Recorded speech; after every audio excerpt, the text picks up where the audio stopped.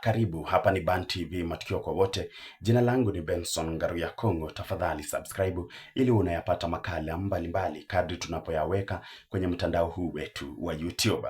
Na habari ambazo zinatufikia ni kwamba Pastor Jimmy ambaye amekuwa akikumbatia mti eneo la Murang'a ameweza kuzirai. Baada yake kuzirai, ameweza kupelekwa katika hospitali ya Murang'a level 5 ambapo kwa sasa anaendelea kupata matibabu. Kumbuka ya kwamba Pastor Jimmy alianza zoezi hili siku chache zilizopita, na wakati alikuwa akizungumza na wanahabari tofauti alisema kwamba lengo lake ni kuhakikisha ya kwamba kansa ama saratani inatambuliwa kama janga la kitaifa.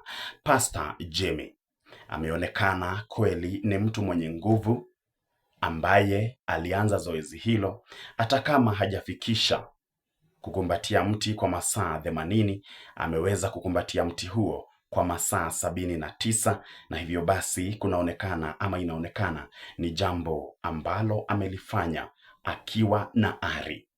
Wakenya mbalimbali wameendelea kumpongeza Pastor Jimmy na kusema ya kwamba huyu ni mzalendo wa Kenya ambaye anapenda Kenya na anataka serikali iweze kutambua saratani kama janga la kitaifa, na hivyo basi kuwe na mashine, kuwe na hospitali ambazo zitaweza kusaidia wananchi ambao wanaugua ugonjwa huu wa saratani. Ni mwisho. Hapa ni Ban TV, matukio kwa wote. Tafadhali subscribe. Jina langu ni Benson Ngaruya Kongo, ripota wako hapa YouTube.